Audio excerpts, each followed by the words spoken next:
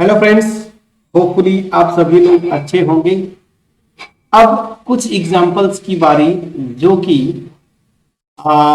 मैंने आपको बोला था ना, इस रिजल्ट को लेके जहां पे सीक्वेंस के टर्म्स को एक रिकरेंस रिलेशन से लिंक करता है।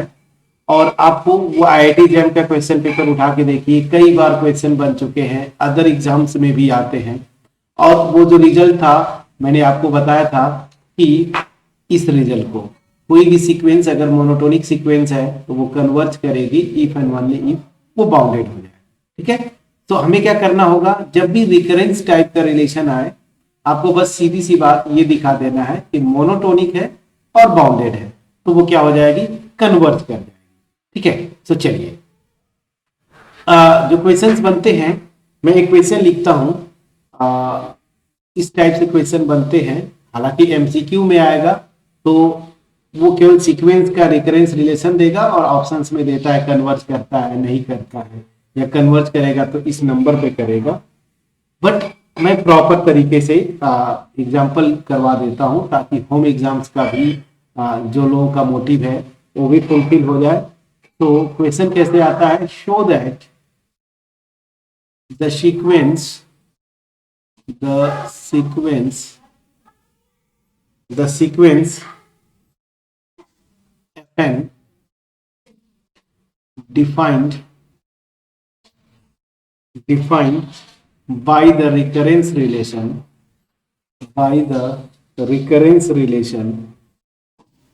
या recursion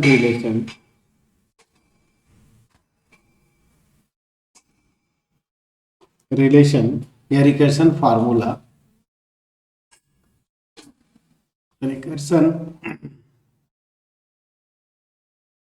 फार्मूला यहां पे लिखा है एस, जो सीक्वेंस है रिकर्शन फार्मूले में, F N plus one this is equal to under root three F N, जहां पे एफ वन जो है वो वन है, कन्वर्जेस टू थ्री। अब ध्यान दीजिए, यहाँ पे अगर एमसीक्यू बनाते हैं तो बस ये सीक्वेंस देगा और ये रिकरेंस रिलेशन देता है, और ऑप्शन में आपको देता है converges to this number, converges to three, converges to one, या फिर कहीं पे दे देगा डाइवर्जेंस या ऑसिलेटरी, ऐसे करके ऑप्शन बना देता है। हालांकि यहाँ पे दे दिया कन्वर्जेस टू थ्री, लेकिन अगर ये नहीं देता, ऑप्शन में ये देता, तब भी आपका सोल्यूशन का अप्रोच यही होगा। तो सोल्यूशन क्या करेंगे, रिजल्ट हमने सीखा। यहाँ पे जो सीक्वेंस का रिलेशन है, देखिए कैसे दे रहा है, रिकरेंस फार्मूला जो बोल रहा था, सीक्वेंस का जो पहला एलिमेंट है वो वन है, सीक्वेंस का दूसरा एलिमेंट जब आप निकालेंगे तो यहाँ पे n इजकल टू वन रखेंगे, तो ये क्या हो जाएगा, under root three F one, under root three into one क्या हो जाएगा, तो रूट थ्री।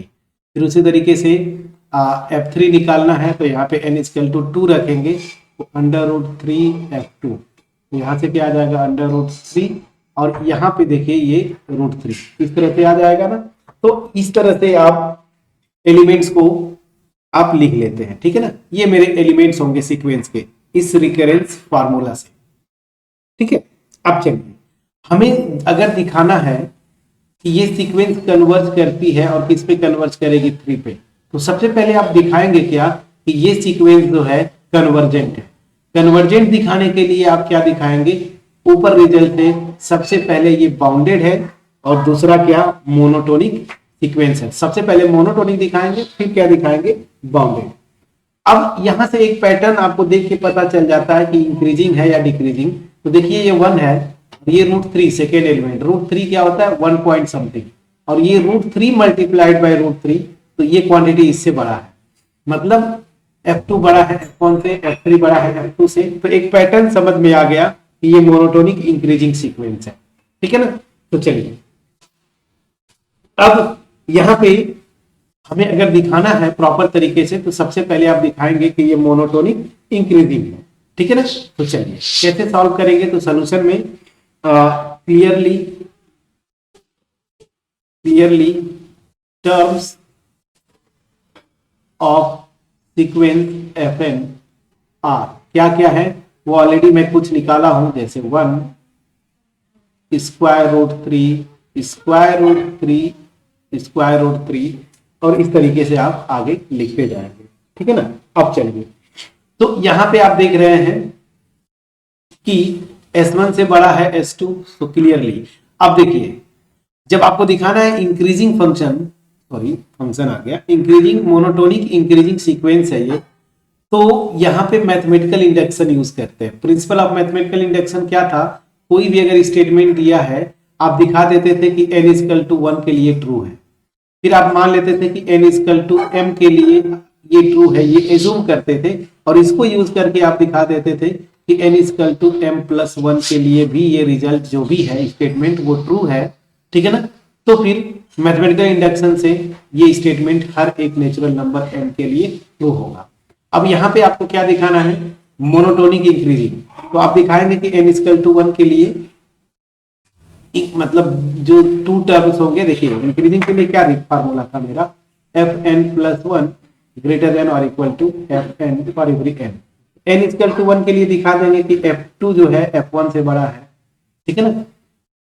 फिर आप एज्यूम करेंगे कि n इक्वल टू m के लिए ये ट्रू है, और दिखा देंगे कि n equal to m plus 1 के लिए ये ट्रू है। समझ में आ गया फ्रेंड्स। तो चलिए अब यहाँ पे मैं वही करने जा रहा हूं, ठीक। सो मैथमेटिकल इंडक्शन से आप दिखाएंगे कि ये सीक्वेंस जो है मोनोटोनिक इंक्रीजिंग है।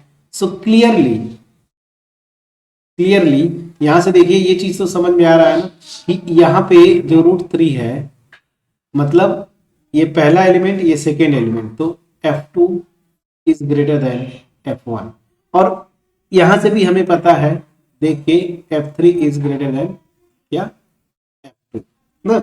आप यहां इसको भी दिखा के आगे बढ़ सकते थे मैथमेटिकल इंडक्शन, बट मैं 2 टर्म्स को दिखा दिया। अब लेट यहां पे मानेंगे ना कि n इक्वल टू m के लिए ट्रू है, तो यहाँ पे n इक्वल टू m रखेंगे इस रिकर्सन फार्मूला में, तो क्या हो जाएगा, fm plus 1 is greater than fm। Mathematical induction से आप एज्यूम करेंगे कि ये ट्रू है, ये यहाँ पे कि n इक्वल टू m के लिए ये रिजल्ट होल्ड करता है, रिजल्ट मतलब इंक्रीजिंग है, तो ये कंडीशन होल्ड करेगी।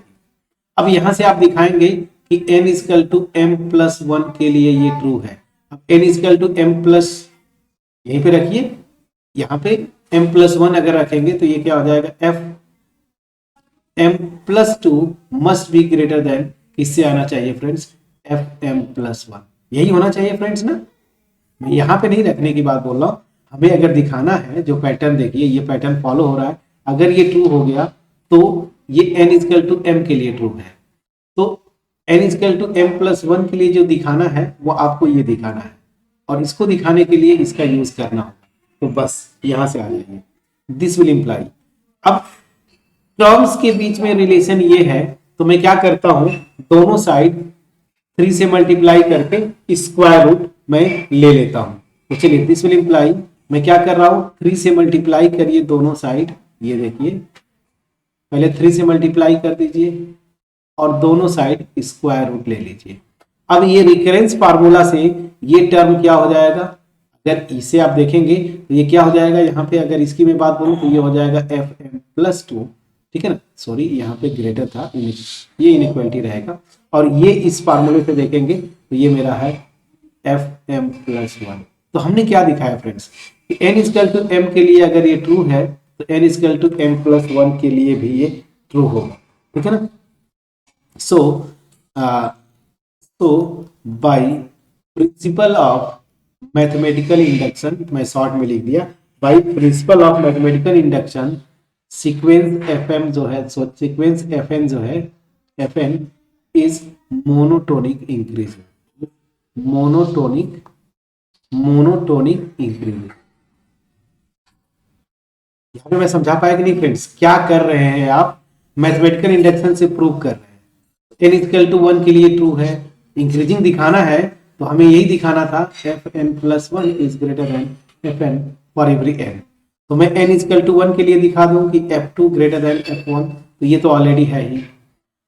फिर मैं एज्यूम करूंगा कि n इजकल टू m के लिए, n इजकल टू m मतलब F M plus one greater than F M, ये मैंने एज्यूम कर लिया और इसको यूज करके मैं दिखा दूंगा कि n equal to m plus one के लिए ये ट्रू है, जो कि मैंने दिखा दिया। बस ये रिकरेंस रिलेशन लेके मैंने 3 से मल्टीप्लाई किया, इस इनइक्वालिटी में दोनों साइड स्क्वायर रूट ले लिया। तो मोनोटोनिक इंक्रीजिंग ये हमने प्रूव कर दिया। अब क्या दिखाना है? बाउंडेड। अब क्या दिखाना है? बाउंडेड। अब देखिए बाउंडेड दिखाना है ना, तो सीधा सा ऐसे होम एग्जाम में अगर आए तो सीधी सी बात है, ये जो लिखा है ना, ये जो नंबर जिसपे कन्वर्स करना दिखाना है ना, ठीक है ना, अपर बाउंड यही होता है, बस यही आपको दिखाना है, ठीक है ना। तो अब मैं आता हूं ना, ना यहाँ पे देखिए सीक्वेंस का पहला एलिमेंट क्या है मेरा? 1 है, ये दिया हुआ है, तो this f1 is less than 3, ये बिल्कुल सही है। f2 भी देख लीजिए, तो f2 भी मेरा क्या है? Less than 3।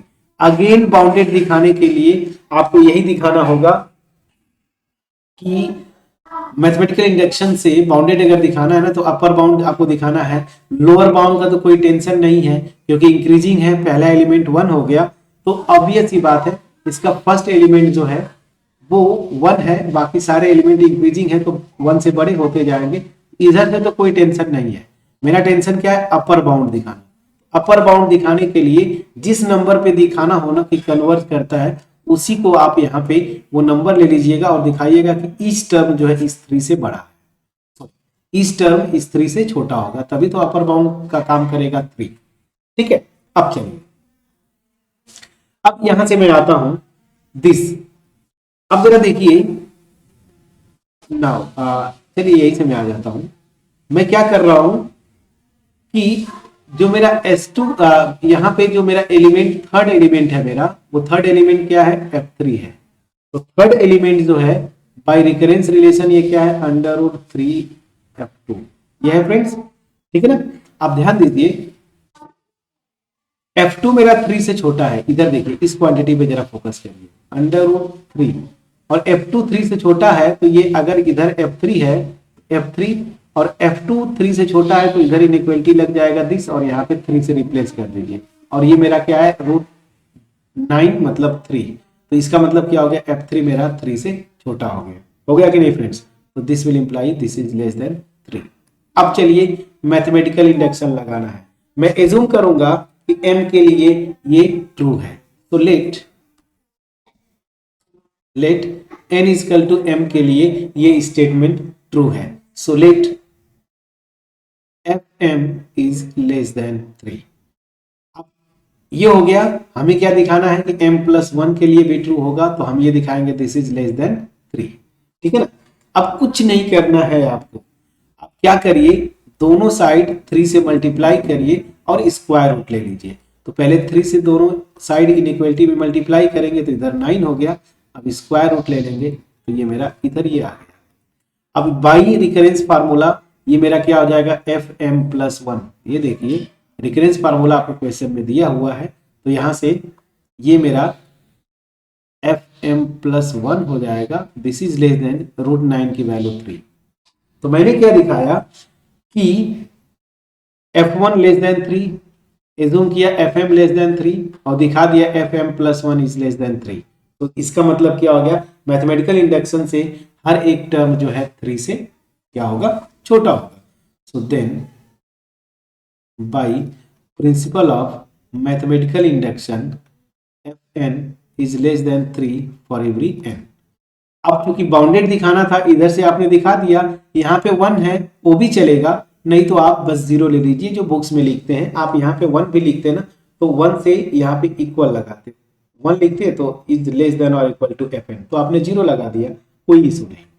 तो मतलब क्या हुआ? सीक्वेंस जो है बाउंडेड हो गई, उसका अपर बाउंड जो यहाँ पे है वो 3 है, लोअर बाउंड जो यहाँ पे आ रहा है 0, ऐसे आप ले सकते हैं बिल्कुल। तो ये बाउंडेड हो गया, तो this will imply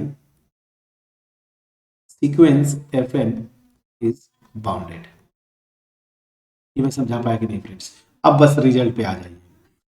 sequence monotonic increasing, sequence bounded है, तो ये कन्वर्ज करेगी। समझ में आ गया कि नहीं आ गया फ्रेंड्स? तो चलिए, so so as sequence fn is monotonic monotonic increasing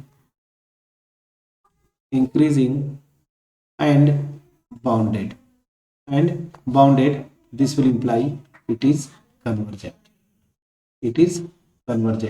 जो आपने मैं थ्योरम बताया था उससे ये कन्वर्ज कर गया। अब चलिए, अब आपको दिखाना होता है कि ये 3 पे कन्वर्ज करती है, ठीक है ना। तो अब मुझे बस ये दिखाना है कि इसका लिमिट मतलब किस नंबर पे ये कन्वर्ज करेगी, ठीक है ना। तो मैं एज्यूम कर लेता हूं लेट लिमिट Sn मैं सीक्वेंस ले रहा हूं Fn, limit Fn this is what, मैं मान लिया कि इस सीक्वेंस का लिमिट जो है वो n, ठीक है फ्रेंड्स। अब ध्यान दीजिए, यहां पे अगर इसका लिमिट l है, ठीक है ना, सो ये जूम किया मैंने, अब मुझे दिखा देना l क्या 3 होगा। अब यहां पे मैं आता हूं, बट वी है रिकरेंस फार्मूला क्या है, Fn plus 1 this is equal to √3 Fn। अब दोनों साइड लिमिट ले लीजिए, इस लिमिट का मतलब limit n tends to infinity, दोनों साइड आप लिमिट ले लीजिए, ठीक है ना। So this equal to limit n tends to infinity 3Fn। अब लिमिट के से आप ध्यान दीजिए, अगर कोई सीक्वेंस है, ठीक है ना, वो कन्वर्ज करती है L पे, तो Fn पे मैं लिमिट लगाऊं n टेंस टू इंफिनिटी तब भी L आएगा, Fn प्लस 1 पे लगाएंगे तब भी क्या आएगा, L ही आएगा, क्योंकि कन्वर्ज करती है तो यूनिक होगा लिमिट पॉइंट। तो Fn पे लगाए लिमिट तब भी वो L आएगा, Fn प्लस 1 पे लगाए तब भी L आएगा, Fn प्लस 2 पे लगाएंगे तब भी L आएगा। तो यहां से देखिए ये मेरा क्या हो जाएगा L, और लिमिट की प्रॉपर्टी से ये क्या हो जाएगा, स्क्वायर रूट में ले जाइए 3 और लिमिट को अंदर ले जाएंगे तो limit n tends to infinity Fn ये क्या हो जाएगा L, दोनों साइड स्क्वायर कर दीजिए, L square is equal to 3L। तो यहां से L square minus 3L this is equal to 0, L common ले लीजिए, L minus 3 this is equal to 0, यहां से L की वैल्यू 0 और L की वैल्यू 3। अब ध्यान दीजिए सीक्वेंस का हर एक एलिमेंट, यही से आपको पता चल जाता है कि पहला एलिमेंट 1 है, बाकी सारे एलिमेंट्स जो है ना 1 से बड़े होंगे, और वैसे भी हमने बाउंडेड के केस में ये लिख दिया है, तो सारे एलिमेंट पॉजिटिव हैं, ठीक है ना। और हमने रिजल्ट किया था, याद करिए कि अगर सारे एलिमेंट्स पॉजिटिव है सीक्वेंस के, तो अगर ये सीक्वेंस कन्वर्ज करेगी, जिस नंबर पे कन्वर्ज करेगी वो भी पॉजिटिव ही होगा। तो इसका मतलब क्या हो जाएगा, L इक्वल टू 3, ठीक है ना। यहाँ पे लिख दीजिए since L can not be 0, ठीक है ना। क्यों, क्योंकि सीक्वेंस यहाँ पे लिख दीजिए as Fn is positive for every n। तो मैंने क्या दिखा दिया, जिस नंबर पे ये कन्वर्ज करती है वो नंबर क्या है, L, यही आपको क्या करना है, प्रूव करना है। पूरा प्रोसेस समझ में आया फ्रेंड्स।